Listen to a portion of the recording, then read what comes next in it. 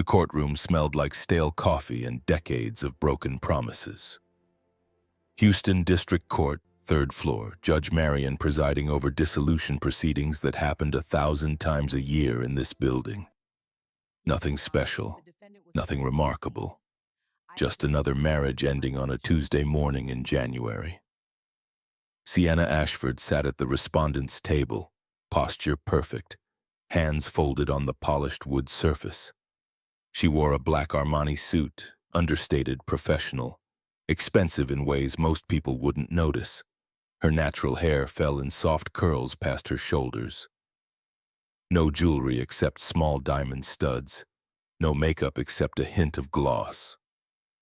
At 32, she looked like someone who'd learned to armor herself in simplicity. Across the aisle, Derek Walsh whispered something to the blonde woman beside him. Amber Sinclair giggled, the sound piercing through the courtroom's forced solemnity. Her hand rested on Derek's thigh, fingers splayed possessively. She wore the Tiffany bracelet, $1,800 on a credit card Sienna had paid off 3 months ago without ever seeing the charge explained. Judge Marion shuffled papers, barely glancing up. The dissolution of marriage between Derek James Walsh and Sienna Marie Ashford is hereby granted. All terms of the settlement have been agreed upon and are final. This court is adjourned. The gavel came down, 7 years, finished in 3 seconds of wood striking wood. Derek's attorney, some kid named Craig who'd passed the bar 6 months ago, smiled like he'd won something. Derek himself looked almost bored, like this was just another Tuesday appointment between picking up dry cleaning and grabbing lunch.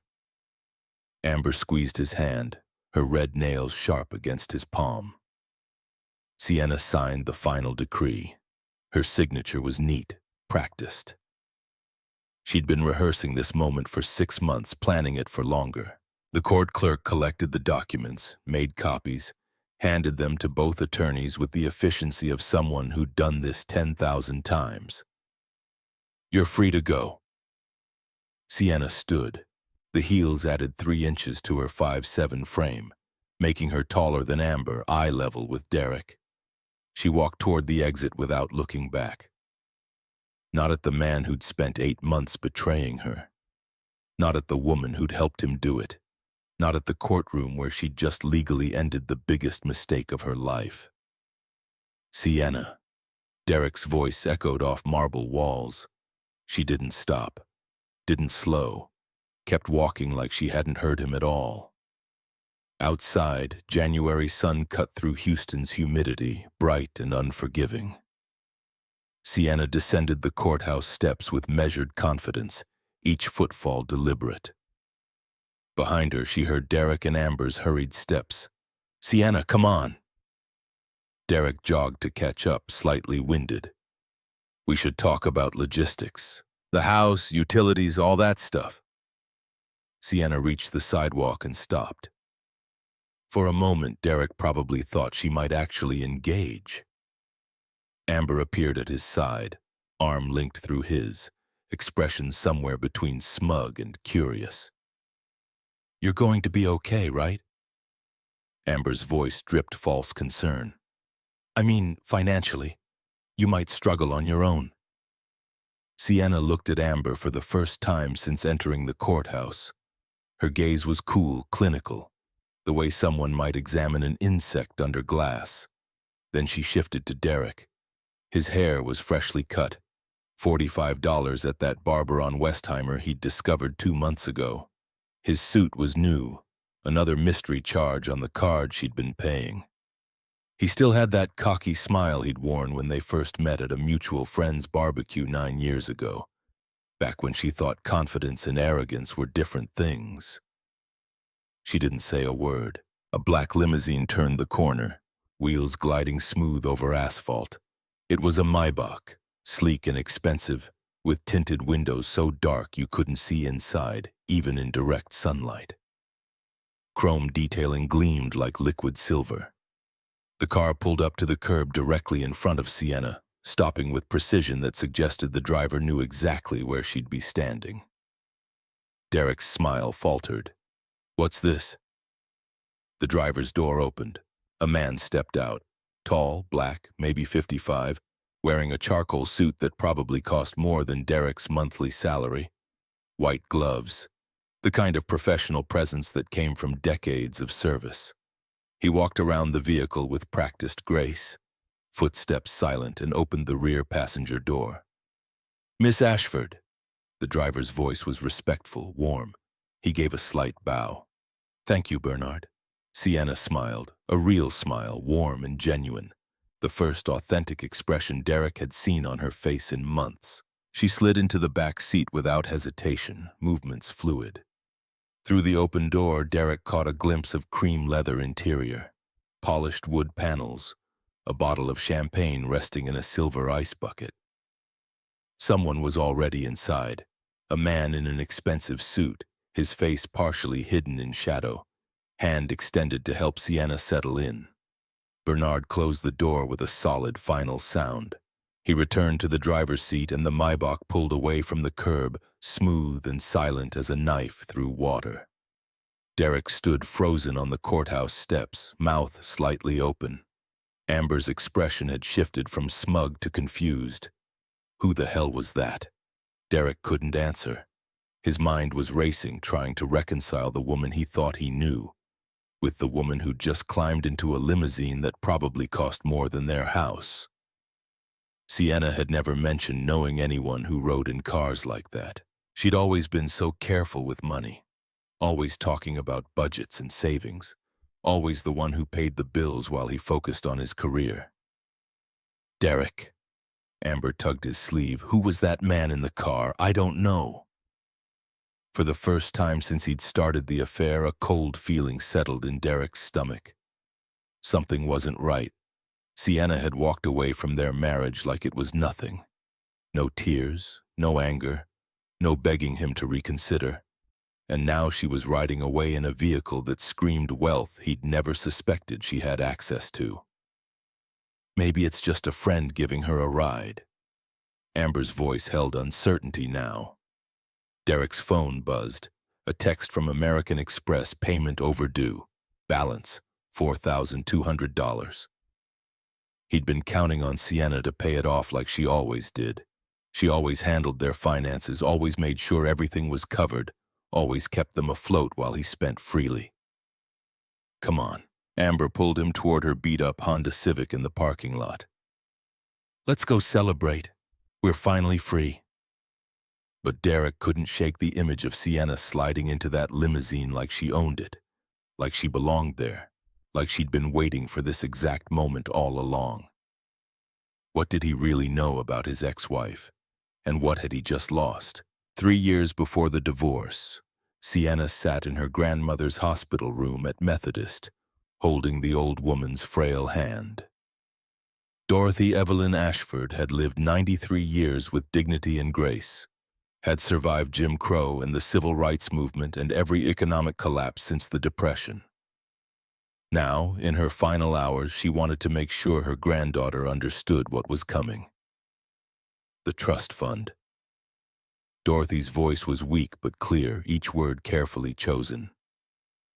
"You can access it when you turn 30, $15 million, but Sienna, baby, you listen to me carefully." Sienna leaned closer, her grandmother's hand paper-thin in hers. "I'm listening, Grandma. Don't tell that husband of yours, not yet. I don't trust him." "Grandma, Derek's a good man. He married me without asking about the family money, without even knowing the Ashford name meant anything. That tells me he doesn't care about where I come from or what I might inherit." Dorothy squeezed her granddaughter's hand with surprising strength. "That's what worries me, baby." He didn't ask because he assumed there was nothing to ask about. Men like that, they show you who they really are when money enters the picture. Promise me you'll wait. See who he really is before you share this with him. Test him first. Sienna promised, though at the time she thought her grandmother was being paranoid, overly protective, still living in an era when trust had to be earned in ways that seemed outdated now. Dorothy had grown up poor in Fifth Ward, had worked as a maid in River Oaks mansions, had saved every penny and invested in real estate when nobody thought a black woman could make those kinds of moves. She'd built wealth through suspicion and caution. Dorothy died that night, slipping away around 2 in the morning while Sienna held her hand. At the funeral 3 days later, Derek complained about taking time off work. He didn't understand why Sienna needed a full week to grieve. He'd never met Dorothy, had always had some excuse when Sienna suggested visits, work deadlines, golf tournaments, guys' trips to Austin. The reading of the will happened on a Tuesday at the offices of Peterson and Associates. Sienna went alone, telling Derek it was just formalities, estate stuff, nothing interesting. The lawyer was an elderly white man named Robert Peterson who'd handled the Ashford family finances for 40 years. Your grandmother's estate is quite substantial. He slid papers across his mahogany desk, hands spotted with age. The primary asset is a trust fund established in 1975. Current value, $15,400,000. You can access it immediately now that you're 30. Sienna's hands trembled. 15 million. The number didn't feel real. Your grandmother was very wise with her investments. Peterson folded his hands. The Ashford family made their initial fortune in textiles and real estate in the 1920s. Your great-grandfather owned 3 factories. Your grandmother preserved and grew that wealth very carefully through multiple recessions. She was, if I may say so, one of the shrewdest investors I've ever known. He produced a handwritten letter, Dorothy's familiar script across cream stationery. She left specific instructions. She wanted you to be independent before accessing these funds. She wanted you to know your own strength first, to build something with your own hands before inheritance changed the equation. Sienna thought about Derek at home, probably on the couch with a beer, watching ESPN, completely unaware that his wife had just inherited more money than he'd make in 3 lifetimes of selling medical supplies. What should I do? That's entirely up to you, Miss Ashford, but your grandmother also left advice. Peterson read from the letter. Property can't lie to you. It can't cheat on you. It's solid ground beneath your feet. Invest in real estate. Build something that lasts longer than any marriage. Sienna left the lawyer's office with a certified check and a head spinning with possibilities. $15 million. Financial freedom. The ability to do anything she wanted. She drove home slowly, hands gripping the wheel too tight, trying to process what this meant. She pulled into the driveway of their modest 3-bedroom house in Meyerland. Derek's Accord was already there, parked crooked like always. She sat in her car for a long moment, staring at their home. They'd been married 4 years. They were comfortable, happy enough. Derek worked in sales for a medical supply company, made decent money, talked about promotions that never quite materialized. She was a senior accountant at Deloitte, steady income, good benefits. They had plans to start a family soon, maybe buy a bigger house in a better school district. Inside, Derek was exactly where she'd pictured him. Couch, beer, basketball game on the 70-inch TV they'd financed last year. Hey, babe. He didn't look away from the screen. How'd it go? Fine. Just paperwork stuff. Your grandma leave you anything good? Maybe some jewelry you could sell? Antique stuff goes for good money these days. Sienna's stomach tightened. Just some personal items, photo albums, her wedding ring. That's it? Derek laughed. I thought rich old ladies always had money stashed somewhere. Guess not, huh? Sienna went to their bedroom and sat on the bed. She thought about her grandmother's warning. She thought about how Derek had just casually suggested selling family heirlooms.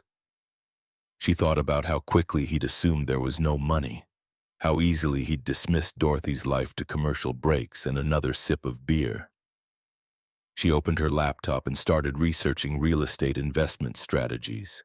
By midnight, she'd found 3 apartment buildings for sale in the city, all undervalued, all with potential. By the end of the week, she'd hired a financial advisor and a real estate attorney. both sworn to confidentiality through ND, as that could ruin their careers if breached. She told Derek she was working late more often. Really, she was viewing properties, meeting with contractors, learning the business from the ground up. She created an LLC under her grandmother's maiden name, Ashford Holdings. All correspondence went to a P.O. box Derek didn't know about, all documents signed at offices he'd never visited. 6 months after Dorothy's death, Sienna purchased her first apartment building. 15 units in Riverside, fully rented, steady income, solid bones. Derek never knew. She kept their joint checking account normal, contributing her regular Deloitte paycheck like always. The real money stayed separate, growing, building something Derek couldn't see because he'd never thought to look. At night, she lay beside her husband and wondered if her grandmother had been right to warn her. Derek seemed fine. He wasn't perfect. He forgot anniversaries, didn't help much around the house, spent too much time with his boys, but he wasn't cruel. He was just ordinary, comfortable, safe. Then again, Dorothy Ashford hadn't built a fortune by trusting ordinary men who settled for comfortable and safe. Sienna decided to wait and watch. If Derek was the man she hoped he was, she'd eventually share everything. If not, well, she'd have options her grandmother had made sure she could afford. She never imagined she'd need those options so soon. 6 months before the divorce, Sienna noticed the changes. Small things at first, easy to dismiss. Derek started showering the moment he got home from work instead of collapsing on the couch like usual. He bought new cologne. Tom Ford, $340, a charge that made her pause when reviewing the credit card statement. He joined a gym and went religiously every evening, even though he'd always said working out was boring. A waste of time he could spend relaxing. "I just want to get healthier." He'd said it while tying expensive new running shoes. "We're not getting any younger, babe. Gotta take care of myself." But he didn't invite her to join him. Didn't suggest couples classes or morning runs together. The health kick was solitary, private, his alone, and he started locking his phone. Changed the passcode from her birthday to something she didn't know. Sienna had been managing their finances for 7 years, so she reviewed the credit card statements like always, looking for discrepancies, tracking spending patterns the way she tracked ledgers at work. In March, she noticed charges at restaurants she'd never been to. La Belle Vie, $420. Violette Florist, $280. The Ritz downtown, $385 on a Tuesday afternoon when Derek said he was at a medical device conference that she later confirmed didn't exist. Her hands shook as she stared at the hotel charge. No legitimate conference would meet at the Ritz. It was the kind of place people went for privacy, for discretion, for afternoons that couldn't be explained to spouses. She wanted to be wrong, wanted there to be some explanation that made sense, some work emergency or surprise party planning or anything except what the pattern suggested. So she said nothing, paid the bill like always, but she started paying attention in ways she hadn't before. Derek's phone buzzed constantly now. He'd grab it quickly, read messages with a small smile, then delete them before the screen went dark. When Sienna walked into a room, he'd flip the phone face down like a reflex. At night, he took it to the bathroom when he showered, said he was listening to podcasts, needed the waterproof case he'd bought getting some use. "Who keeps texting you?" she asked one evening while they were eating takeout Chinese on the couch. "Just work stuff." His voice was casual, easy. You know how it is, team threads, updates, boring logistics. But Sienna did know. She worked in corporate accounting at one of the largest firms in Houston. Work emails didn't make people smile like that. Work texts didn't need to be hidden or deleted or treated like classified intelligence. She gave him chances to tell the truth. She asked about his day, his coworkers, his projects. He lied smoothly every time, the fabrications rolling off his tongue so easily that Sienna realized this wasn't new. He'd probably been lying about small things for years, and she'd just never noticed, never had reason to question the man she'd promised to build a life with. On a Wednesday in April, Sienna made a decision. She called a private investigator named Donovan Blake, recommended by Patricia Monroe, the divorce attorney Sienna had quietly consulted 3 months earlier when setting up her business LLC and wanting to understand her legal protections. Donovan was a former Houston PD detective, now in his 60s with gray hair and kind eyes that had seen every variation of human betrayal.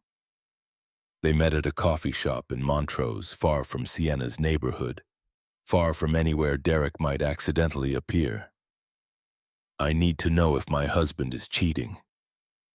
Donovan didn't judge. He'd heard it 1,000 times before, from 1,000 different people who all wore the same expression Sienna wore now. Hope fighting reality, denial wrestling evidence. "Give me 2 weeks, I'll find out everything." He didn't need 2 weeks, he needed 5 days. Donovan called Sienna at work on a Monday morning. "Can you meet me this afternoon? I have what you need." They met at the same coffee shop. Donovan slid a manila folder across the table, his expression gentle in the way of someone delivering news nobody wanted, but everyone needed. Sienna's heart pounded as she opened it. Photos, dozens of them. High-resolution, time-stamped, undeniable. Derek and a woman with long blonde hair and too much makeup, kissing in a parking lot, holding hands at a restaurant, entering that same hotel on 3 different occasions. Camera angles catching them from multiple positions. "Her name is Amber Sinclair." Donovan's voice was quiet. "She's a receptionist at your husband's company. They've been seeing each other for about 8 months based on what I could track through digital footprints and witness interviews." 8 months. Sienna's vision blurred. While she'd been building an empire, Derek had been building a relationship with someone else. "There's more." Donovan slid another stack of papers across the table. "Credit card statements for the past year. Obtained through methods Sienna didn't ask about. That bracelet she's wearing in photo 17. $1,500 charged to your joint Amex. The perfume in her medicine cabinet that matches a $300 Saks charge. Lingerie purchases, dinner dates, weekend trips to Galveston, all on your card, all while you paid the balance every month." Sienna did the math in her head, her accountant brain processing numbers even while her heart was breaking. Derek had spent over $27,000 on his affair. Money she had earned. Money she had paid off without question, trusting him, believing in the partnership they'd promised each other. "Here's the text message logs." Donovan produced another document. "My contact pulled them from the phone company records. You'll want to read these when you're alone. They're detailed, and they're cruel." Sienna took the folder home that night after Derek left for his gym session that she now understood wasn't about health at all. She sat at the kitchen table and read every message, every exchange, every casual cruelty they'd shared about her. Derek called her boring, uptight, too focused on work, no fun anymore. Amber called her the obstacle, and the wife like Sienna was a problem to be solved rather than a person to be respected. They joked about how clueless she was, how she had no idea what was happening right under her nose, how easy it was to fool someone who trusted completely. In one message from June, Derek had written, "She'll be devastated when I leave her. But honestly, I can't wait to be free." Amber had replied, "She'll probably beg you to stay. They always do." Sienna closed the folder. She didn't cry, didn't scream, didn't throw things or call her sister or do any of the things she'd imagined she might do if she ever found herself in this situation. Instead, she felt something colder than anger settle in her bones, something harder than hurt. They thought she'd beg. They thought she'd be devastated. They thought she needed Derek, that her life would collapse without him, that she was weak enough to fight for a man who'd already chosen someone else. They had no idea who she really was. Sienna opened her laptop and reviewed her real estate portfolio. 3 apartment buildings now, worth a combined $22 million after appreciation and improvements. Monthly rental income, $95,000, managed by Renata Pierce, a sharp woman who asked no questions and delivered perfect results. Her trust fund had grown to $16 million through careful investments Peterson had helped her structure. She pulled up her personal bank account statements, the ones Derek had never seen. Her wealth, hidden through this entire marriage, totaled $38 million. Sienna picked up her phone and called Patricia Monroe. "I'm ready to file, and I want him to get nothing." While Derek continued his affair, believing Sienna was clueless and dependent, she built her case with the precision she brought to corporate audits. Every evening when Derek left for the gym, Sienna attended property viewings, contractor meetings, legal consultations. She told him she was working late on a big client account, pulling overtime for a partnership track that didn't exist. He barely listened when she talked about work anyway, his attention always drifting to his phone or the TV or his own reflection in windows. By July, Ashford Holdings owned 5 properties, 3 apartment buildings, 1 commercial office space, and a small shopping plaza in Midtown that was already generating income beyond projections. Renata handled the day-to-day operations while Sienna focused on acquisitions and strategy, learning the business through doing, through failing small and succeeding larger. "You have an eye for undervalued assets," Renata had told her during one of their weekly meetings at a downtown office Derek didn't know existed. "These properties are going to triple in value over the next 5 years, if the city develops the way the Planning Commission is projecting." Sienna smiled. "My grandmother taught me that land and buildings don't lie. They're solid, unlike some people." Renata glanced at the photo on Sienna's phone screen, the wallpaper still showing her and Derek from their wedding day 7 years ago. "When are you going to confront him? When everything is in place?" Sienna's voice was steady. "I won't give him a chance to hide assets or claim he deserves any of this. I need my legal protection airtight first." That's when Sienna intensified her work with Patricia Monroe. The attorney was a powerhouse, a black woman who'd built one of the most successful family law practices in the state through intelligence and ruthlessness in equal measure. She wore bold colors and spoke with absolute confidence. "Your prenuptial agreement is your shield." Patricia reviewed the document Derek had insisted they sign before the wedding. He wanted to protect his assets in case you made more money than him someday. "Ironic, isn't it?" "Very.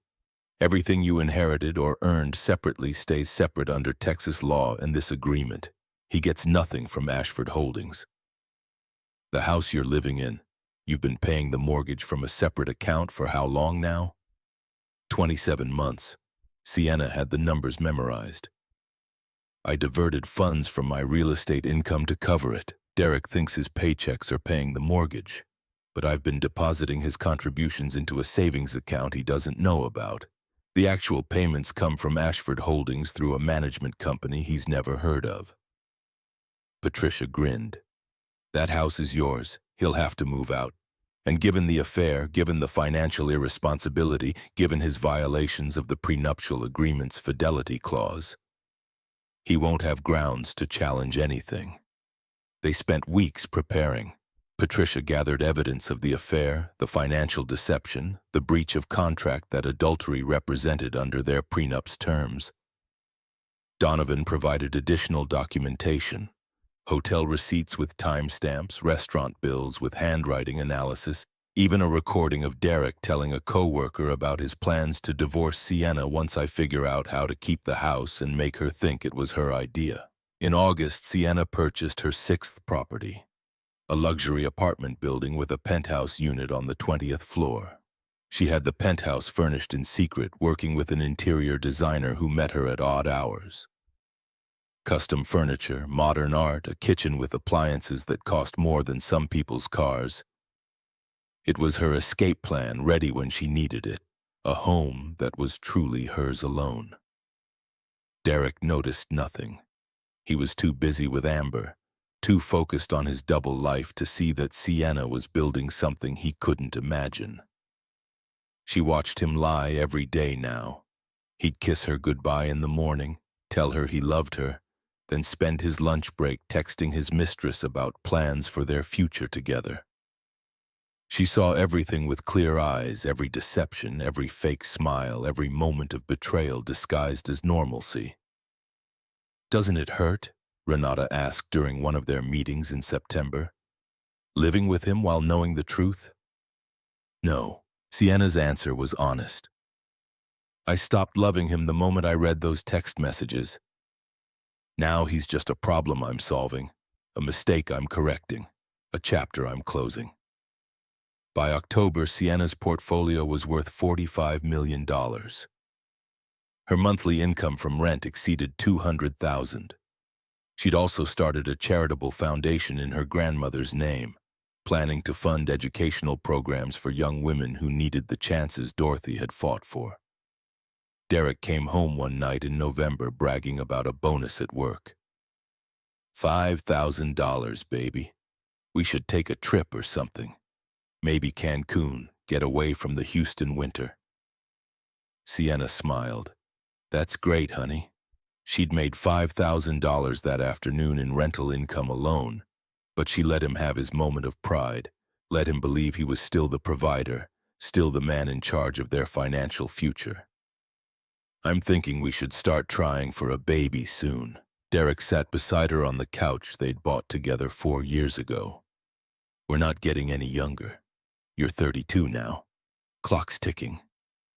Sienna's stomach turned. He was planning a future with her while sleeping with Amber, while spending their money on another woman, while building an exit strategy he thought she was too naive to see. "Let's wait a bit longer."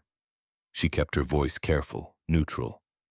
"I want to make sure we're really ready financially and emotionally." Sure. Derek was already distracted by his phone. Another text from Amber. Another moment of his real life interrupting the performance he was giving his wife. That night, Sienna lay awake beside her sleeping husband.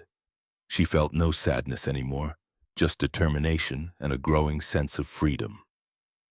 October was ending. December was coming, and in December she would take back everything Derek thought he'd taken from her. Her trust, her peace, her belief in partnership. She'd given him 7 years of her life. 7 years of loyalty, of paying bills he didn't contribute to, of building a home while he tore it apart behind her back with someone young enough to still believe his promises meant something. Now she was taking back her power, and Derek had no idea what was coming. The Sunday Sienna had chosen was unremarkable. December 15th, cool evening air drifting through Houston's streets. The neighborhood quiet except for distant traffic and a dog barking 3 houses down.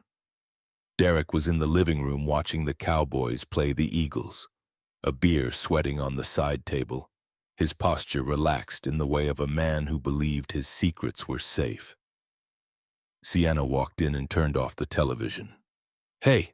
Derek's protest came automatic. "The game's on. 4th quarter, we need to talk." She placed a manila folder on the coffee table between them.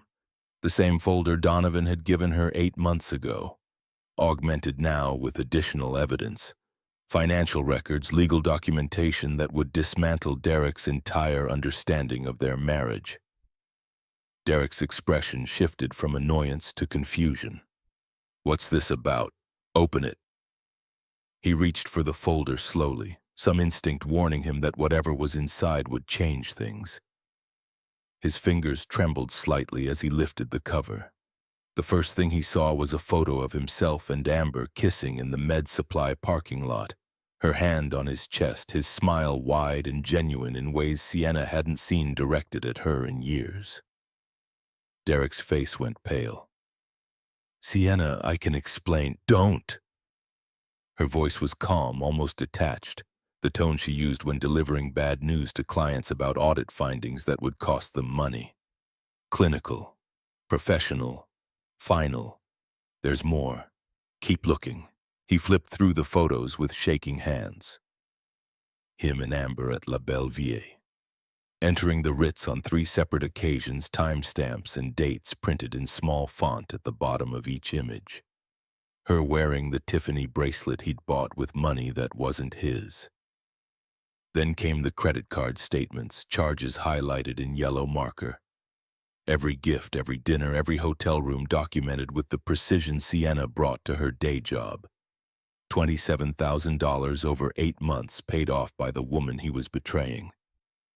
The text messages are in there too. Sienna's words cut through his shock. All the times you called me boring. All the times you and Amber laughed about how clueless I was. All your plans to leave me once you figured out how to keep the house. Derek looked up from the folder, his face cycling through emotions too fast to name. Baby, listen. It's not what it looks like. It's exactly what it looks like. He stood up, shock turning to anger the way it often did when men got caught. You had me followed. You invaded my privacy. That's illegal, Sienna. You can't just...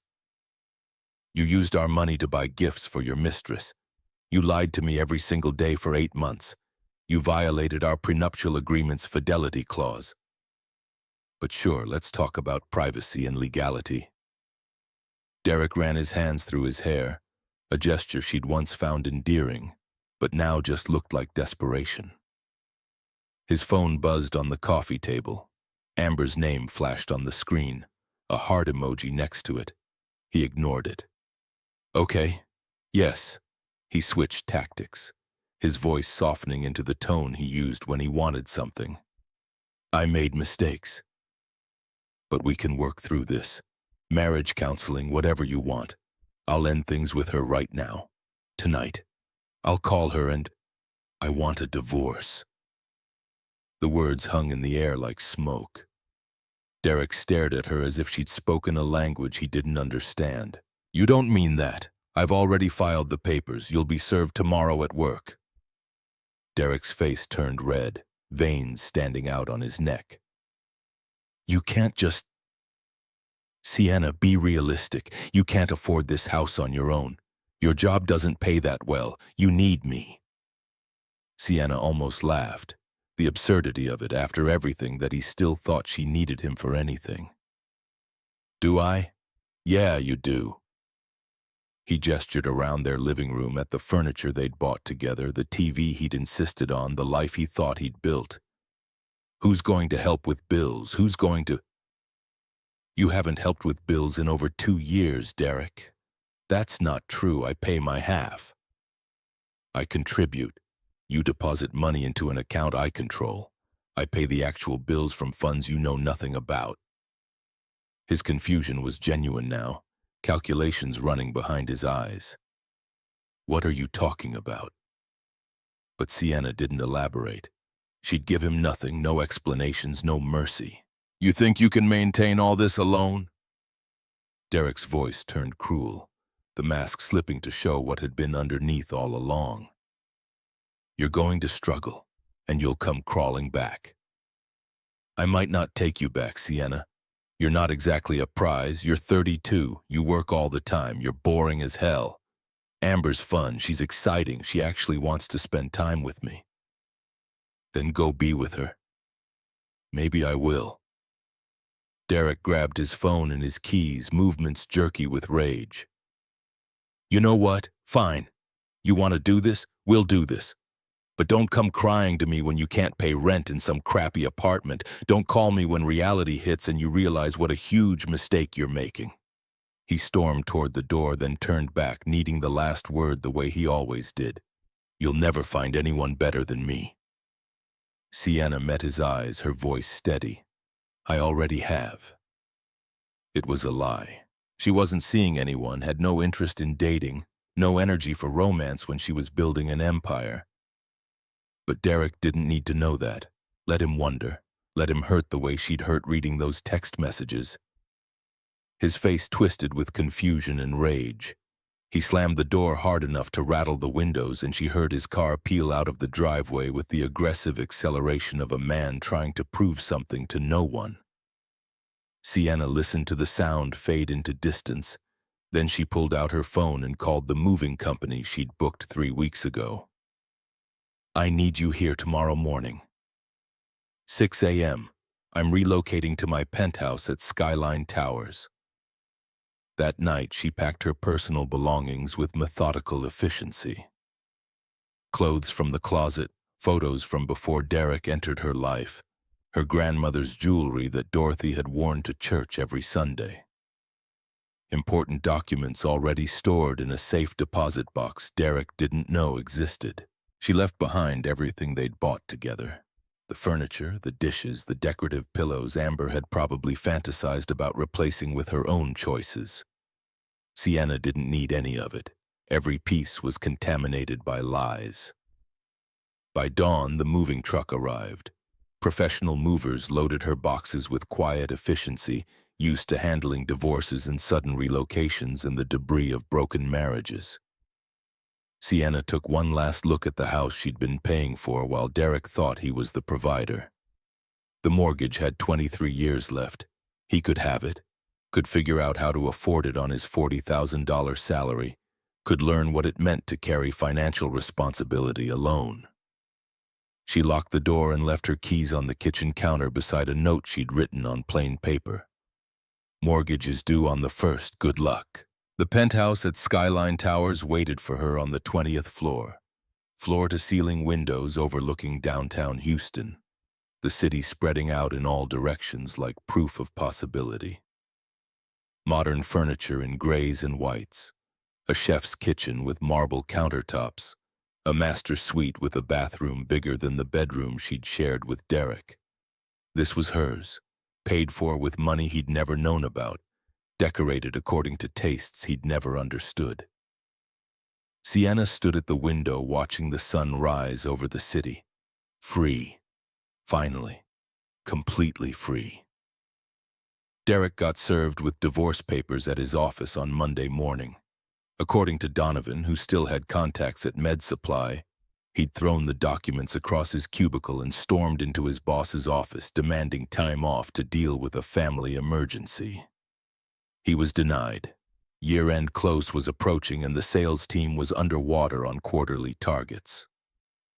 He called Sienna 73 times that day. She blocked his number after the first 10, let the rest go to a voicemail she'd never check. He showed up at the Meyerland house that evening, the address he still thought of as home. He pounded on the door for 15 minutes before a neighbor told him she'd seen moving trucks that morning. Watched a woman who matched his description of his wife leave with the last load around noon. Derek's confusion must have been spectacular. He tried Sienna's office the next day. Security wouldn't let him pass the Deloitte lobby without an appointment, and when he tried to force the issue, they escorted him out with warnings about trespassing that could involve police. Finally, he sent an email late Tuesday night. Sienna, please. We need to talk about the settlement. Be reasonable. We can work this out without lawyers making everything worse. I still love you. Sienna forwarded the email to Patricia without responding. Let him wonder. Let him spin in uncertainty the way she'd spun those months when she knew the truth, but was building her case. He has no idea what's coming, does he? Patricia's voice on the phone was almost gleeful. None. Good. Let's keep it that way until the settlement conference. The conference happened 3 weeks after Derek was served. Late January, when Houston's winter was pretending to be cold with temperatures in the 40s. Patricia's office occupied the 30th floor of a downtown building, all glass and steel and the kind of polish that announced success to anyone who walked through the door. Derek arrived with his attorney, a kid named Craig Winters who looked fresh out of law school and completely overwhelmed. They sat across from Sienna in Patricia's pristine conference room, glass table reflecting fluorescent lights, walls lined with law books nobody read anymore but kept for show. Sienna wore a navy Armani suit, hair pulled back in a sleek bun, diamond studs her only jewelry. She looked like someone who'd come to negotiate a corporate merger, not dissolve a marriage. Calm, professional, in complete control, Derek looked like he hadn't slept in days. 5 o'clock shadow, wrinkled shirt, tie knotted wrong. His eyes were red-rimmed, his hands shaking slightly when he tried to pour himself water from the pitcher on the table. Let's get started. Patricia opened a leather portfolio, her movements precise. My client is seeking a clean dissolution of marriage with division of assets according to the prenuptial agreement signed in March 2016. Craig cleared his throat, trying for authority he didn't possess. My client believes the prenuptial agreement should be renegotiated. 7 years of marriage entitles him to— Your client is entitled to nothing, Patricia interrupted smoothly, her voice pleasant but sharp. The prenuptial agreement is ironclad. It was reviewed by independent counsel before signing, as required by Texas law. Your client insisted on it, in fact. She slid a document across the table, an email printout from 8 years ago. His message to Ms. Ashford dated March 12, 2016. Quote, "Hey babe, I think we should both protect our assets in case one of us becomes more successful. My buddy Mark said it's smart." End quote. He was quite adamant about establishing separate property protections. Derek's jaw tightened. I didn't think she'd actually use it against me. That's not how legal contracts work, Mr. Walsh. Patricia's smile didn't reach her eyes. Now, let's review the assets. The marital home at 847 Oakmont Drive, current market value approximately $400,000. That's half mine. Derek spoke quickly, grasping at something familiar. We bought it together. I've been paying the mortgage for 7 years. Patricia slid another stack of papers across the table. Actually, you haven't. These are bank statements for the past 27 months showing mortgage payments made by Ashford Holdings, LLC, a property management company wholly owned by Ms. Ashford. The payments come from a business account you have no access to and, until this moment, no knowledge of. She produced more documents, each one a small demolition. Your deposits to the joint checking account, $3,200 monthly, were automatically transferred to a separate savings account in Ms. Ashford's name only. You believed you were contributing to household expenses. In reality, your money never touched the actual bills. That's not possible. Derek's voice rose. I watched her pay the bills every month. I saw— You watched her manage finances. Patricia corrected. You never verified where the money came from. You assumed. The house is Ms. Ashford's separate property, acquired and maintained with funds outside the marital estate. You have 30 days to vacate. 30 days? Derek half stood. Where am I supposed to go? That's not our concern. Patricia's tone stayed pleasant, professional. Moving on. Joint credit card debt totaling $27,000. Craig saw an opening, leaned forward. That should be split equally under Texas community property law. Normally, yes, Patricia agreed. However, we've documented that Mr. Walsh accrued this debt through an extramarital affair. Hotel rooms, gifts, dinners, all for his mistress, Miss Amber Sinclair. She slid photos across the table, the same ones Donovan had provided, now admitted as evidence in legal proceedings. Derek's face went white. Texas Family Code Section 7.009 states that adultery negates claims to equal debt division when the debt was incurred in furtherance of the affair. Ms. Ashford has paid off these cards in full. Mr. Walsh will reimburse her the entire amount. $27,000? Derek stood now, hands flat on the table. This is insane. You can't— Sit down, Mr. Walsh. Patricia's voice cut through his panic. We're not finished. Craig put a hand on Derek's arm, urging him back into his chair. Derek sat, but his breathing was ragged, his face cycling through red and white as blood pressure spiked and crashed. Bank accounts, Patricia continued as if the outburst hadn't happened. Ms. Ashford will retain her personal accounts. The joint checking account, currently holding $1,200, will be split equally. That's $600 each. That's it? Derek's voice cracked. $600? You've been spending considerably more than you've been earning, Mr. Walsh. Patricia's tone was almost sympathetic, almost kind, which made it crueler. Ms. Ashford covered the shortfall. She's not seeking reimbursement for 7 years of financial support, which is generous considering the circumstances. Derek looked at Sienna for the first time since entering the room. You're really doing this? You're going to leave me with nothing? Sienna's expression didn't change. You left yourself with nothing. Your choices. Your consequences. What about her retirement? Derek turned desperately to Craig. She has retirement accounts, savings, investments. I should get half of something. Patricia pulled up a document on her tablet, turned it to face Craig. Ms. Ashford's retirement accounts were established prior to marriage and funded entirely through separate property. The prenuptial agreement is explicit on this point. She showed Craig the relevant clause highlighted in yellow. Craig looked at his notes, then at the prenuptial agreement, then at Patricia's mountain of evidence. His shoulders slumped. Mr. Walsh, he said quietly, she's right. The agreement you signed protects all of her separate assets. Given the affair and the financial documentation, your position is significantly compromised. This is because I cheated? Derek's voice was bitter.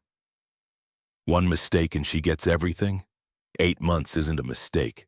Sienna spoke for the first time since the conference began, her voice quiet but clear. It's a choice you made every single day. Every lie. Every hotel room. Every dollar you spent on her while I paid our bills. Derek's phone buzzed. He glanced at it reflexively. Amber calling again, probably wondering why he hadn't answered her last 10 messages. He declined the call. There's one more thing. Patricia folded her hands on the table. Ms. Ashford is willing to waive the $27,000 debt reimbursement on one condition. Derek leaned forward, grasping at hope like a drowning man reaching for driftwood. What condition? You sign these papers today and never contact Ms. Ashford again. No calls, no texts, no emails, no showing up at her home or workplace. Complete severance. A clean break. And if I don't agree, then we go to court where all of this becomes public record. Patricia's voice stayed pleasant. Your employer will learn you violated company policy by having an affair with a subordinate. Miss Sinclair is a receptionist. You're in regional management. That's a fireable offense according to MedSupply's Employee Handbook, Section 4.2. She produced a copy of the handbook, the relevant section bookmarked. Your friends and family will learn the details of your infidelity through court testimony. Local media sometimes covers contentious divorces, especially when they involve significant financial deception. And you'll still end up with the same settlement terms, but you'll owe the $27,000 plus your legal fees, which will run approximately $60,000 to $80,000 given the complexity of the case and the likelihood of appeals. Craig whispered something to Derek, urgent and low. Derek closed his eyes, defeated. Where do I sign? Patricia slid the divorce decree across the table. Derek signed with shaking hands, his signature barely legible. Sienna signed next to his, her penmanship perfect, controlled, the name she'd taken 7 years ago that she'd be shedding in 60 days. The court will finalize this in 60 days. Patricia collected the papers with brisk efficiency. Mr. Walsh, you have 30 days to vacate the property at 847 Oakmont. Ms. Ashford will not be present during your move. Leave your keys on the kitchen counter when you're done. If you have questions about the process, contact your attorney. Do not contact Ms. Ashford directly. Derek stood without another word and walked out, his movements mechanical. Craig gathered his papers and followed, apologizing to Patricia for wasting her time with a case he should have advised his client to settle before it ever reached this room. When they were gone, Patricia turned to Sienna.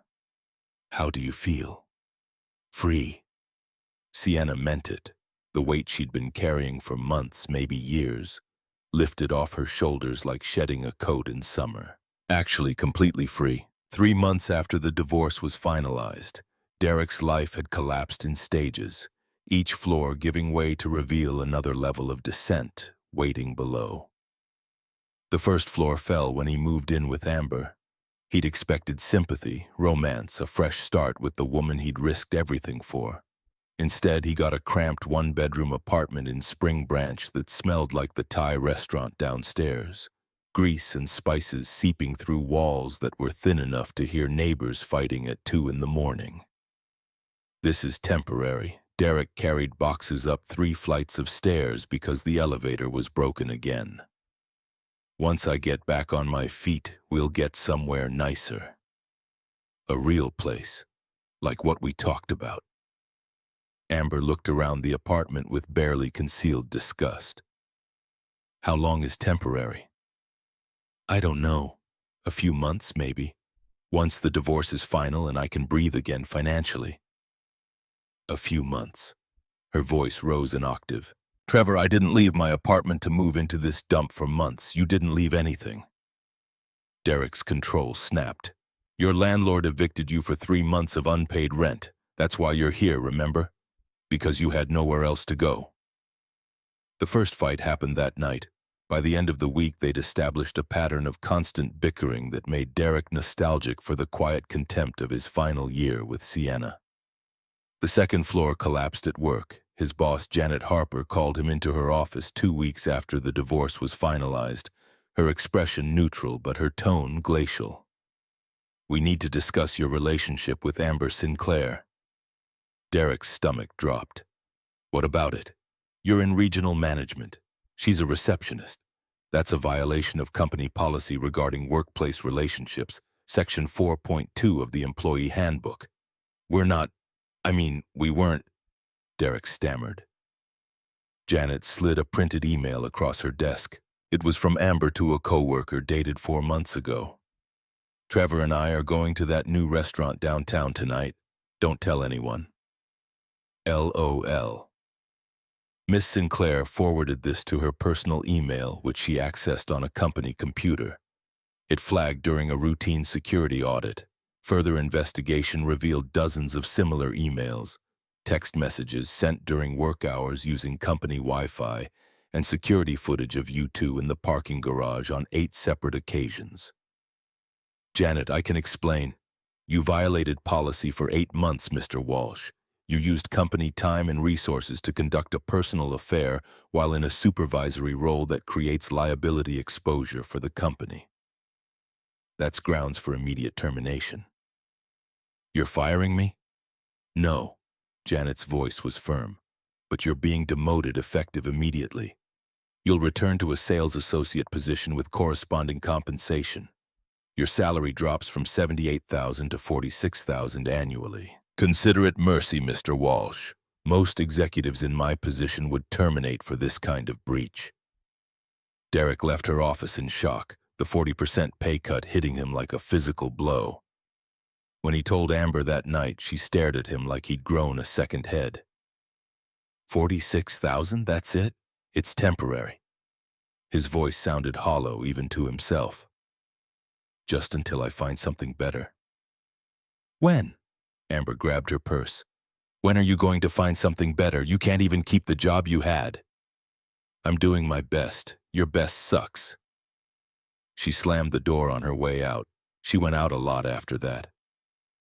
Sometimes she came home smelling like cologne that wasn't Derek's. He didn't ask. He was afraid of the answer. The third floor gave way when Derek drove past Sienna's new address, the one listed in the divorce papers. He'd looked it up during a lunch break, eaten by curiosity about where she was living, needing to confirm she was struggling like he'd predicted, barely making rent in some modest apartment complex. Instead, he saw Skyline Towers, a luxury high-rise with a doorman and a bronze placard near the entrance that made his blood run cold. Ashford Holdings, LLC, property owner. Derek parked across the street and stared at that placard for 10 minutes. She owned the building. His ex-wife owned an entire apartment building in Midtown, 24 stories of glass and steel and monthly rents that started at $3,000 for a studio. He went home and searched Ashford Holdings online. The results made him dizzy.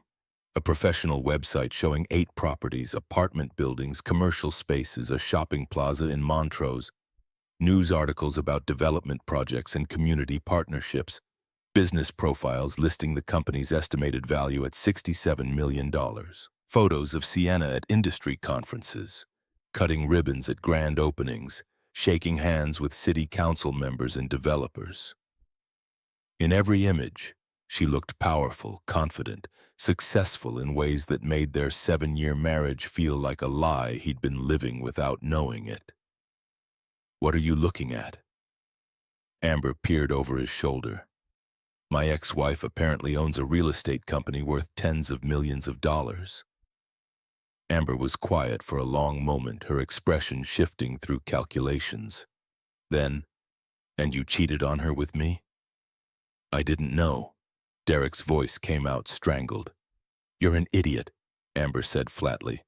"You had a multi-millionaire wife and you threw it away for me.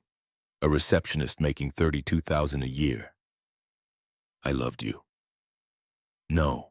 Amber's voice was cold, surgical. "You loved the idea of me. You loved that I made you feel important when your wife made you feel small just by existing. But guess what, Derek? You're not important. You're a middle-aged guy with a mediocre job and no money. And I'm done pretending that's enough."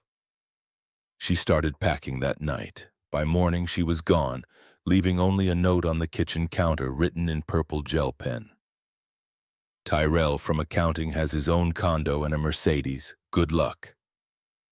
Derek sat alone in the apartment that smelled like pad thai and failure, surrounded by unpaid bills and the wreckage of choices that had seemed so reasonable 6 months ago. He'd lost everything: his wife, his home, his salary, his girlfriend, all because he'd thought he deserved better than Sienna, thought she was boring and too focused on work, thought Amber's attention meant something more valuable than the partnership he'd destroyed. He pulled out his phone and scrolled to Sienna's blocked number, saved under a different contact name to get around the block. His fingers hovered over the call button. What would he say? "I'm sorry. I made a mistake. Please take me back." He knew what she'd say. Nothing. She'd hang up without a word. Or worse, she'd laugh. Derek put the phone down. He couldn't call her. He'd burned that bridge and then blown up the remains for good measure. All he could do now was live with the consequences and watch from a distance as his ex-wife became everything he'd never believed she could be. 1 year after the divorce, Sienna stood on a stage in the ballroom of the Westwood Hotel in front of 200 people. Investors, community leaders, journalists, city officials who'd watched her navigate zoning battles and development challenges with a combination of strategy and genuine care that was rare in the industry. Behind her, screens displayed images of her properties. Community impact statistics showing reduced vacancy rates and increased neighborhood stability, and a photo of Dorothy Evelyn Ashford from 1968. The year she'd bought her first building with money she'd saved from cleaning houses. "My grandmother taught me that wealth isn't just about money." Sienna's voice carried through the room, steady and clear. "It's about what you build, who you help, and what you leave behind." Ashford Holdings isn't just a real estate company, it's a legacy. She detailed her plans, concrete numbers and timelines that showed she'd done the work. 10 new affordable housing developments over the next 5 years.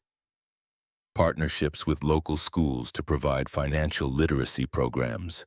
A scholarship fund for young women pursuing careers in business and real estate named for the grandmother who'd made all of this possible. "We're committing $60 million to these initiatives over the next decade." Sienna's announcement drew gasps, then applause that built into a standing ovation. Cameras flashed, reporters scribbled notes. After the presentation, Sienna did interviews with 3 major business publications. She talked about her grandmother, her vision, her strategy for sustainable development that didn't displace communities. She didn't mention Derek once. He wasn't part of her story anymore, just a footnote in the chapter she'd closed. Camden Reyes stood at the back of the room, watching with obvious pride. They'd met 6 months ago at a conference in Chicago, had built a friendship that was slowly becoming something more. He was 48, a billionaire developer who'd built his empire from a single apartment building 3 decades ago. He understood her drive because he'd lived it, understood her caution around relationships because his own divorce had taught him similar lessons. When the reporters finally left her alone, he approached with 2 champagne flutes. "You were incredible. I was terrified." Sienna took the glass, her hand trembling slightly from adrenaline. "Didn't show. You looked like you've been doing this your whole life." "Maybe I have." She sipped the champagne, letting the bubbles settle her nerves. "I just didn't know it until Derek forced me to figure it out. Then I owe him a thank you." Camden's voice was quiet. "For being stupid enough to lose you." Around them, investors and community leaders mingled, making connections, building partnerships.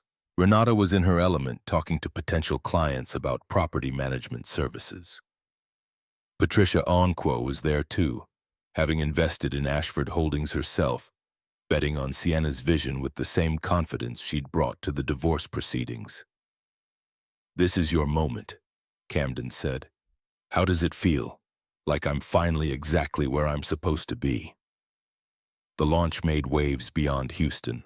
By the end of the week, Sienna's face was on the cover of Regional Business magazine with the headline, "The Hidden Millionaire: How One Woman Built a Real Estate Empire in Secret."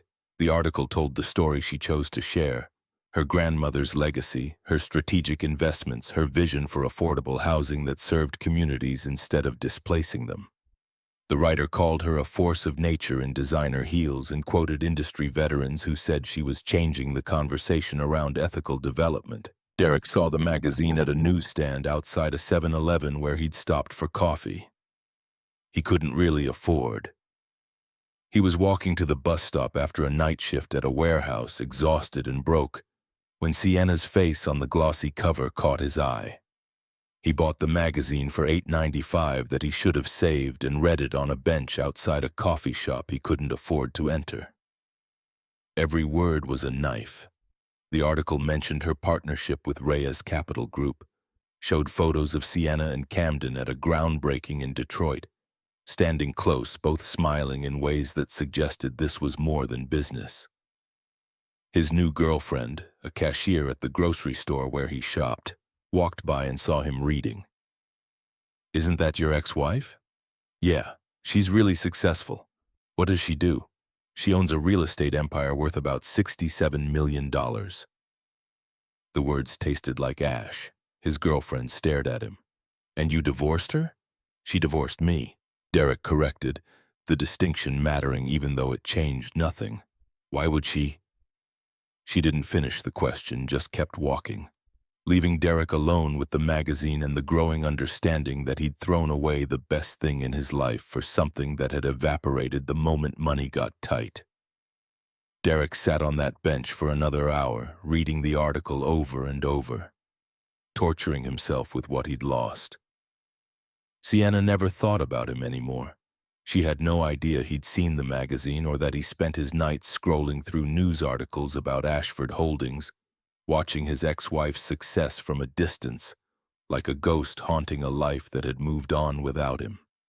She was too busy living, building, growing, creating something bigger than revenge, bigger than anger, bigger than anything Derek had ever imagined she could be. And in the quiet moments when she and Camden talked late into the night about their next project or their dreams for the future, Sienna realized something profound. The best revenge really was living well. She'd won, not because Derek had lost, but because she'd found herself. Because she'd become someone who didn't need revenge at all. Buildings rise on concrete and steel, she'd told Camden one night, but legacies rise on character. My grandmother understood that, It took me 32 years and a failed marriage to learn it, but I understand it now, too. 2 years after the divorce, Sienna received an invitation to the annual Youth Education Gala, Houston's most prestigious charity event. 500 guests, black-tie dress code, an audience full of the region's most influential people gathered to raise money for programs that gave kids chances they couldn't afford otherwise. Ashford Holdings had been asked to be a presenting sponsor, which meant Sienna would give a speech about her new initiative, building educational centers in underserved neighborhoods across the city. She wore a custom gown in deep crimson, the fabric flowing like water when she moved, catching light in ways that made cameras turn instinctively. Her grandmother's diamond earrings, Cartier pieces from the 1920s that Dorothy had bought with her first real money, sparkled at her ears. Her hair was styled in goddess locks arranged in an elegant updo that had taken 3 hours and was worth every minute. Camden arrived at her penthouse to pick her up, walking through the door in a classic black Tom Ford tuxedo that fit him like it had been painted on. He stopped when he saw her, just stopped mid-stride and stared. "You look stunning. You clean up pretty well yourself." Sienna smiled, slipping her hand through his arm. They'd been officially together for 6 months now, taking their time building something real instead of rushing toward labels and commitments. His daughters had visited last month, and Sienna had taken them to brunch at a place in Montrose where the conversation had been awkward at first but genuine by the end. The gala was held at the Grand Ballroom downtown, the kind of space that made you feel small and important at the same time. Chandeliers glittered overhead like captured stars. A string quartet played Vivaldi in the corner. Waiters circulated with champagne and hors d'oeuvres that probably cost more per bite than some families spent on entire meals. Sienna mingled with donors and city council members and fellow business leaders, comfortable now in these spaces in ways she'd never been during her marriage. Not because she was trying to fit in, but because she belonged here. She'd earned her place through work and vision and the kind of strategic thinking that turned $15 million into an empire. What she didn't know was that Derek was there too. After losing his sales job 6 months ago, performance issues, missed quotas, the slow death of a career that had already been on life support, Derek had taken work wherever he could find it. Tonight he was part of the catering staff, a server carrying trays of champagne through the crowd, invisible to the wealthy guests who looked through him like he was furniture.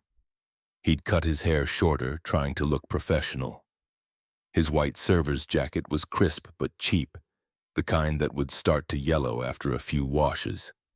He'd gained weight from stress and the kind of eating that happened when you were too tired to cook and too broke to afford anything but dollar menu items. At 35, he looked 45. The years etched into his face in ways that aging shouldn't work, but stress accelerated. Derek recognized several people from his old life, colleagues who'd moved up while he crashed down, people he used to meet for drinks after work who now didn't recognize him in his server's uniform. He was part of the background now, the help, someone you handed empty glasses to without making eye contact. Then he saw Sienna. She stood near the stage talking with Mayor Johnson, her crimson gown catching the light, diamonds at her ears throwing tiny rainbows across her skin. Even from across the room, she was radiant, confident, the kind of beautiful that came from being completely at peace with yourself. Nothing like the woman he'd left, or the woman who'd left him, the distinction still unclear in his mind even after 2 years. Beside her stood Camden Reyes. Derek recognized him from the magazine articles he still read late at night. Torturing himself with Sienna's success, the billionaire developer, the man who'd built a $4 billion empire, now with his hand on the small of Sienna's back in a gesture so natural and comfortable it was clear they were together in ways that went beyond business partnerships. Derek's hands shook. Champagne glasses rattled on his tray. "Careful," his supervisor hissed, walking past with her own tray. "You drop those, it comes out of your paycheck." Derek steadied himself and moved through the crowd, trying not to look at Sienna but unable to stop. She was magnetic, pulling his attention like gravity pulling objects to Earth. The program began. Sienna was introduced as the keynote speaker, her name and title announced to applause that felt like thunder in the ornate space. She walked onto the stage with the kind of confidence Derek had never seen in her during their marriage. Every step purposeful, every movement deliberate. "Good evening." Her voice filled the room, clear and strong through the sound system. "2 years ago, I made a promise to myself and to my late grandmother. I promised to build something that mattered, not just financially successful, but meaningful, something that would change lives." Derek stood in the service area at the back of the ballroom, unable to look away. The other servers moved around him, clearing tables, refilling glasses, doing the work that kept events like this running. He was frozen, watching the woman he'd thrown away claim space on a stage he could never access.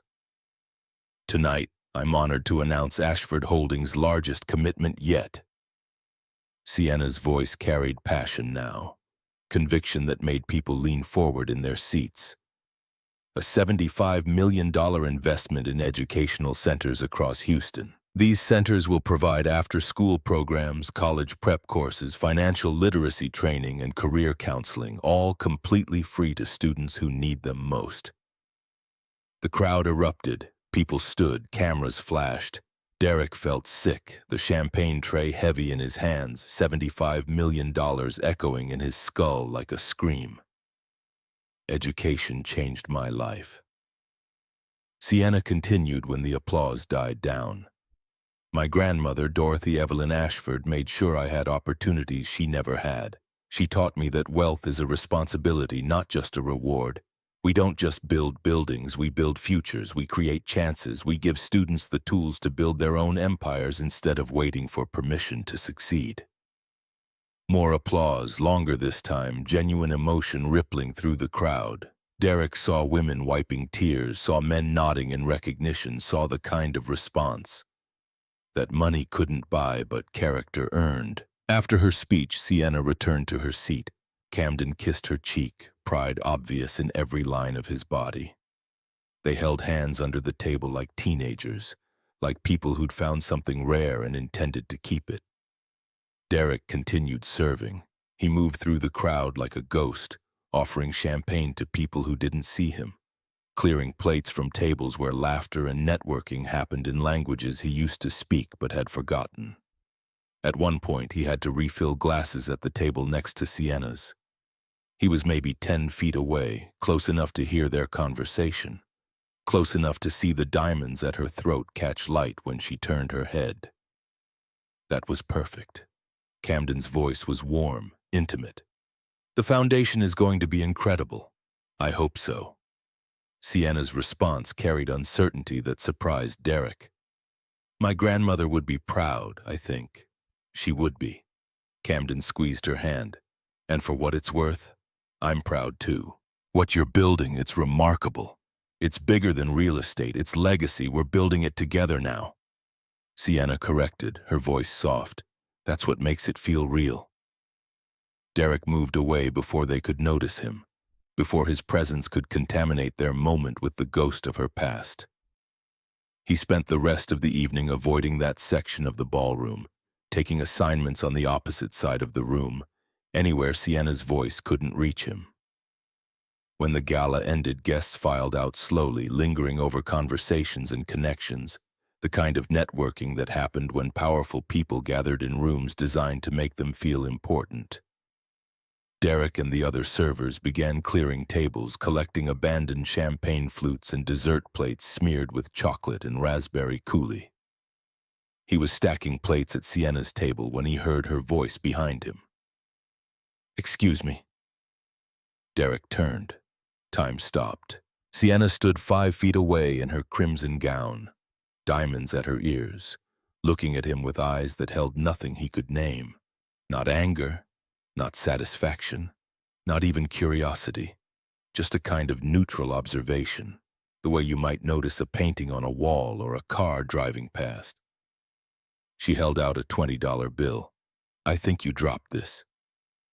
Derek looked at the money, confused. I didn't drop anything. It's a tip. Her voice was calm, professional, the tone she probably used with her property managers and contractors. For good service. Their eyes met. Derek searched her face for something. Recognition of their shared history, acknowledgement of the 7 years they'd spent building a life together, anything that suggested he'd mattered to her once. He found nothing, just a wealthy woman tipping a server, the kind of transaction that happened 1,000 times a night in restaurants across the city. Sienna placed the 20 on his tray and walked away. Camden waited for her by the coat check, helping her into a fur wrap that probably cost more than Derek made in 3 months. They left together, hand in hand, disappearing into the night like characters exiting a stage while Derek was left in the wings with his tray and his $20 and the crushing weight of complete irrelevance. He stood there holding the money, the bill crisp and new like it had come fresh from an ATM. She'd recognized him. She'd known exactly who he was, and she'd treated him like he was nobody because to her, he was. Not someone to hate, not someone to hurt. Just someone who'd existed once and didn't anymore, a problem she'd solved and moved past. That hurt worse than anything else possibly could. Webb, his supervisor's voice cut through his paralysis. Finish clearing. We need to be out of here in 20 minutes. Derek returned to work, collecting the debris of celebration, carrying trays to the kitchen where industrial dishwashers waited. Just another server. Just another body doing a job that needed doing. He finished his shift and walked to the bus stop. His car had been repossessed 3 months ago when he couldn't make payments on the loan he'd taken out, thinking Amber would split expenses. He passed a newsstand and saw the latest issue of Business Monthly. Sienna's face on the cover again with a headline about her $75 million education pledge. He kept walking. There was nothing else he could do. Meanwhile, Sienna and Camden arrived at her penthouse. She kicked off her heels the moment the door closed, sinking onto the couch with a satisfied sigh that released the tension of performing for 500 people. You were amazing tonight. Camden sat beside her, loosening his bow tie. Truly amazing. Thank you for being there. Sienna turned to him, her expression softening in ways it only did when they were alone. It means everything to have you there. Nowhere else I'd rather be. He paused, his expression shifting to something more careful. Did you know your ex-husband was working that event? Sienna nodded. Donovan still keeps tabs on him occasionally. Professional courtesy, making sure there are no surprises. He mentioned Derek had taken catering work, lost his warehouse job 2 months ago. How do you feel about that? Camden's question was gentle, no judgment, just curiosity about where her head was. Sienna considered the question, turning it over in her mind like a stone you find on a beach. 2 years ago, she might have felt satisfaction at Derek's struggles, might have seen his downfall as validation of her own rise. Now she felt nothing. Not pity, not anger, not even the kind of cold satisfaction that came from watching enemies suffer. I feel free. Her answer was honest. He's not my problem anymore, not my responsibility. He made his choices. I made mine. We're living in the consequences of those decisions, and mine are considerably better. No regrets, only that I didn't leave sooner. Sienna leaned into Camden's warmth. But then again, if I had, I might not have built all this. I might not have met you. I might still be that woman who thought she needed someone else to be complete. Everything happens for a reason. Camden pulled her close, maybe? Sienna's voice was thoughtful. Or maybe we just make the best of what happens to us. Turn betrayal into motivation. Turn loss into opportunity. Build legacies from the ruins of what we thought our lives were supposed to be. They sat in comfortable silence, looking out at the city lights below. 20 floors up, Houston spread out like a circuit board, lights connecting in patterns that suggested meaning, even if the meaning was just people living their lives, making choices, building futures, or destroying them. Sienna thought about her grandmother, about the trust fund, about the empire she'd built from pain and determination.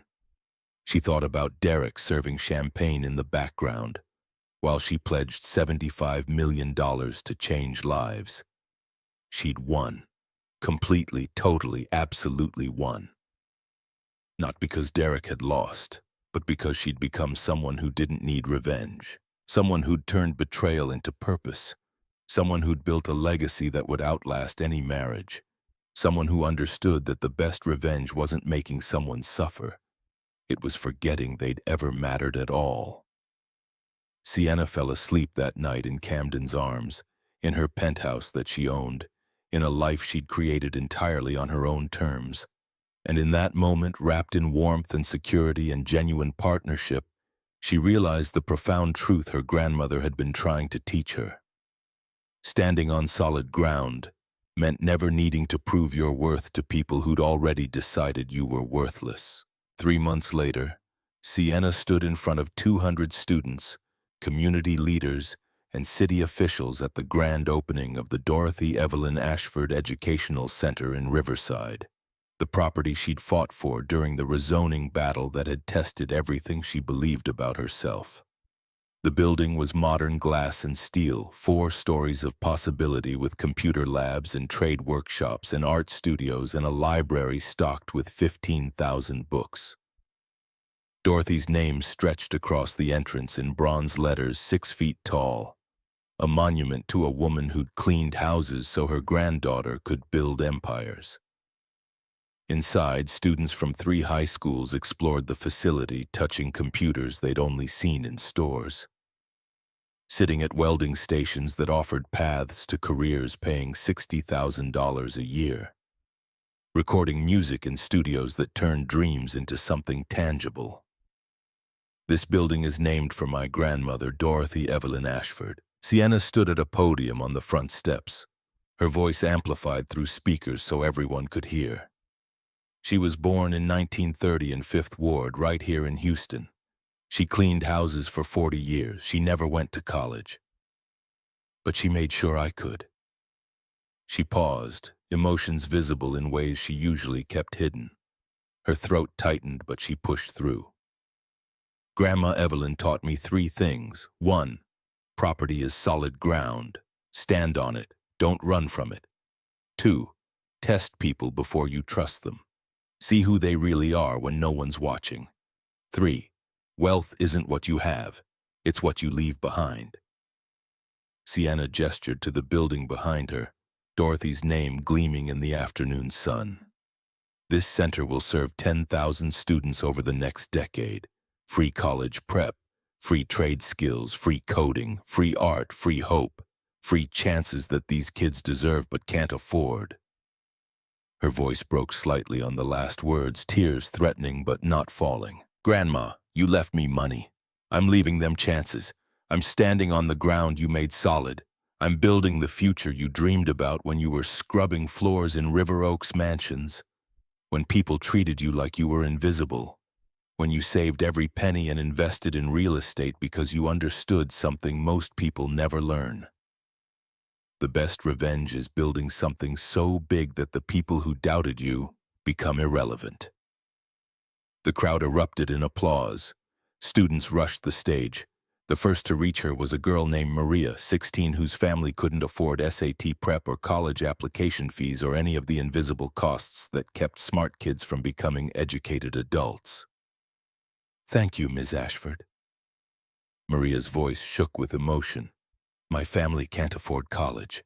Because of you, I have a chance. Sienna hugged her, tears falling now, the professional facade cracking to show the human beneath. This is why we build, not for profit margins, not for portfolio value, for moments like this. The ribbon cutting happened with oversized scissors and photographers capturing the moment for posterity. Sienna cut the ribbon alone, Camden had offered to help, but she'd declined, needing to do this herself, needing to claim this victory in her grandmother's name without anyone else's hand on the scissors. Doors opened. Students flooded in. Sienna and Camden walked through the center, watching kids discover possibilities. A coding class where teenagers built apps that solved real problems.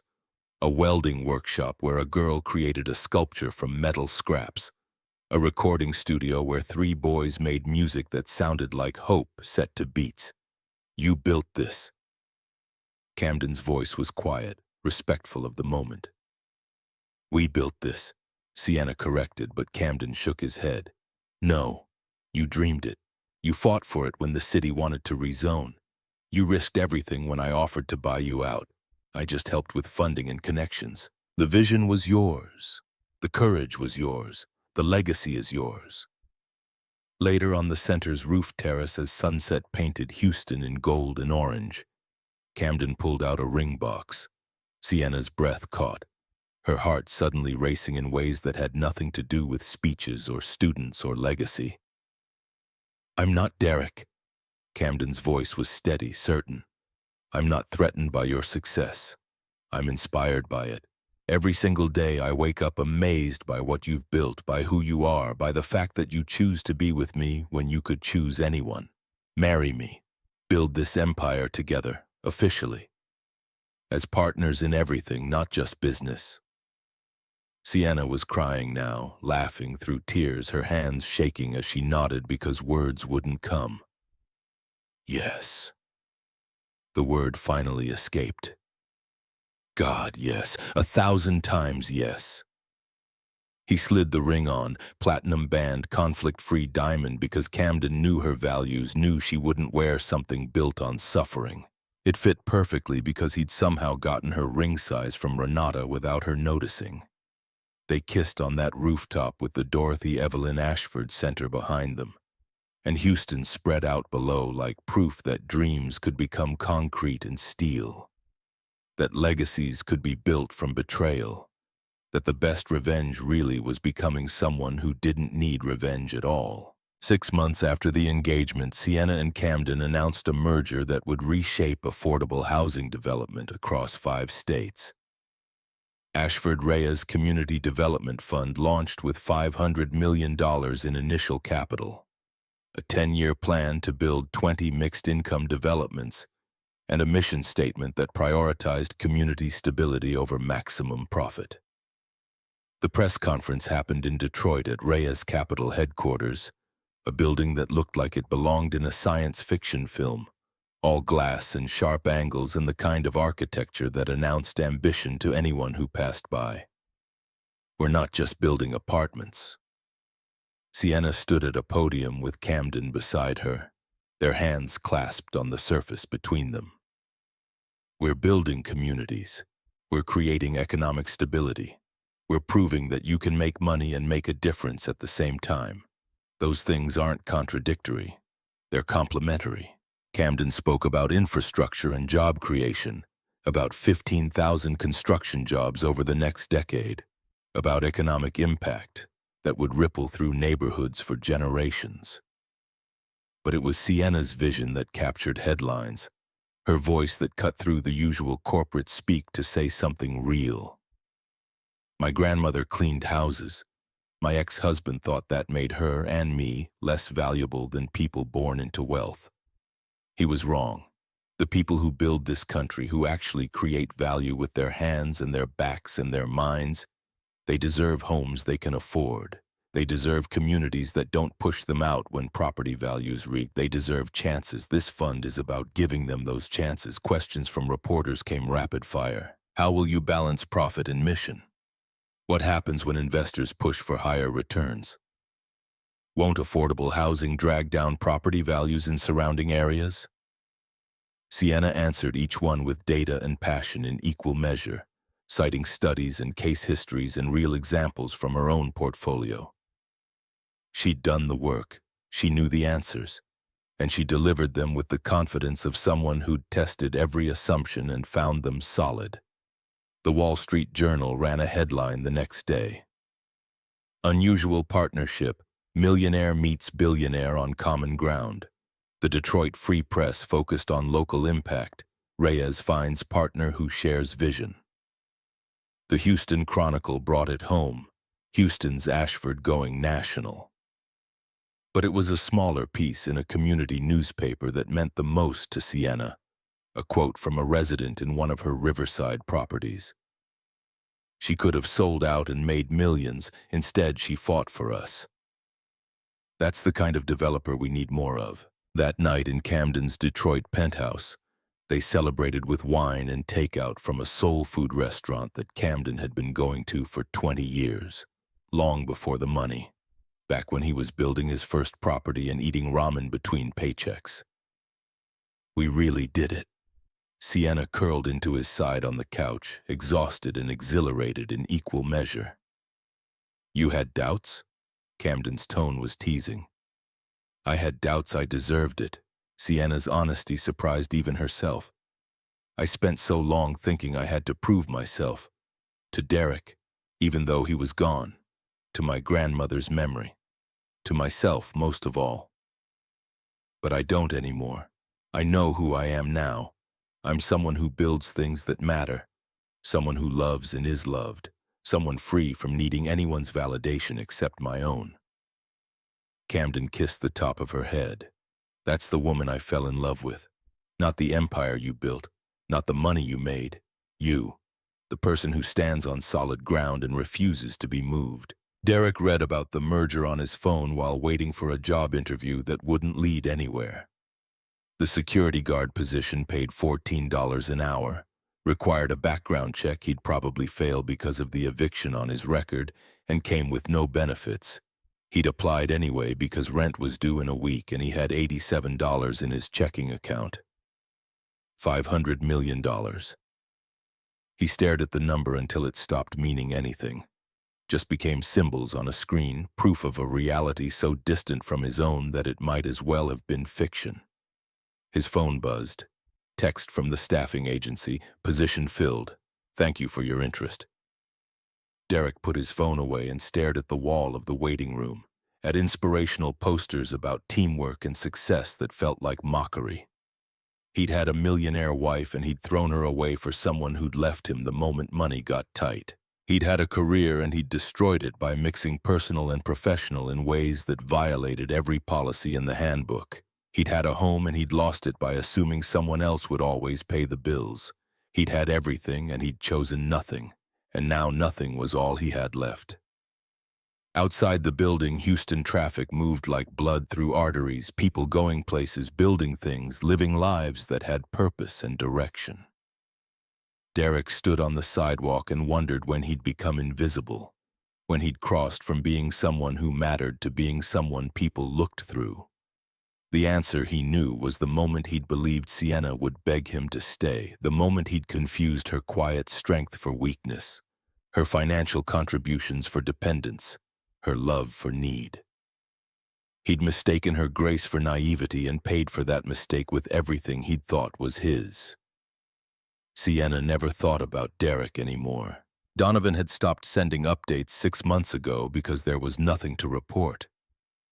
Just a man drifting through minimum wage jobs, moving between cheap apartments, living a life so small it barely registered. She had no idea Derek still read articles about her success, still tortured himself with magazine covers and press releases, still carried the weight of choices he couldn't undo. She was too busy building the future, too focused on the Dorothy Evelyn Ashford Center's first graduation ceremony where 20 students received scholarships funded by her foundation. Too excited about the Detroit project breaking ground and the Chicago development in planning stages. Too in love with Camden and the life they were creating together. The wedding happened on a Saturday in May at the Ashford Center's rooftop terrace, small and intimate with 60 guests who actually mattered. Zoe and Maya stood as Camden's witnesses, both of them crying through vows that spoke about partnership and respect and building legacies together. Renata and Patricia stood for Sienna, women who'd helped her build the life she was now celebrating. The ceremony was short but meaningful. Words about trust and testing and standing on solid ground that echoed Dorothy's lessons in ways that made Sienna feel her grandmother's presence like a hand on her shoulder. When the officiant pronounced them married, when Camden kissed her under a sky turning pink with sunset, Sienna felt something settle in her chest that she'd been chasing for years without knowing it. Peace. Complete, total peace with who she was and what she'd built and who she'd chosen to build with. The reception featured food from Houston restaurants Dorothy had loved. Music from artists who'd recorded in the center's studio, toasts from students whose lives had changed because someone believed their potential was worth investing in. No elaborate displays of wealth, no performative charity, just genuine celebration of connection and community and the kind of success that rippled outward instead of pooling at the top. In her toast, Patricia raised a glass and spoke words that became the headline in the Chronicle's wedding announcement. Sienna Ashford didn't just build a real estate empire, she built proof that the best revenge is becoming someone who doesn't need it.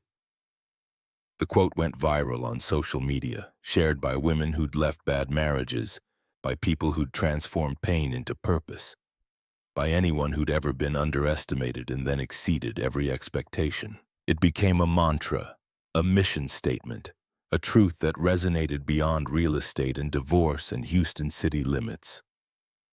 Sienna saw the quote trending and smiled.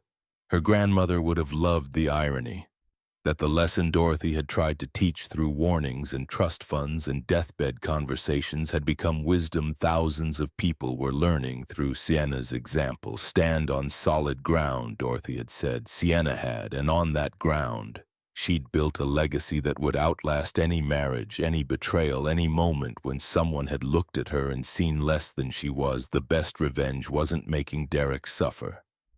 It was becoming someone who forgot he existed, someone who built something so meaningful that his absence became invisible, someone who stood on ground so solid that nothing could shake her foundation. Sienna danced with her husband on that rooftop terrace, under stars that watched over a city full of students learning and residents thriving and communities transforming. Below them, somewhere in that sprawl of lights and concrete, Derek existed in his small apartment with his small life. She didn't think about him, didn't wonder where he was or how he was managing. He was a chapter closed, a lesson learned, a test she'd passed by choosing herself over someone who'd never valued her anyway. The night ended with fireworks, not for the wedding, just coincidence, the Astros winning another championship, but it felt symbolic anyway. Explosions of light against dark sky, beauty born from controlled destruction, proof that endings could be spectacular when you had the courage to walk away from things that no longer served you. Sienna stood with Camden watching those fireworks, his arm around her waist, her head on his shoulder, and thought about the girl she'd been in that hospital room 3 years ago, promising her dying grandmother she'd test her husband before trusting him with truth. "Thank you, Grandma," she whispered into the night, "for teaching me that some people fail tests. And that's okay, because passing means becoming someone who doesn't need them anymore." The fireworks ended, the guests departed, the caterers cleaned up, and Sienna went home to her penthouse with her husband, to the life she'd built on ground so solid that nothing could shake it, to a future that stretched out like Houston's skyline, full of lights and possibility and the kind of success that came from standing firm when everything said to fall.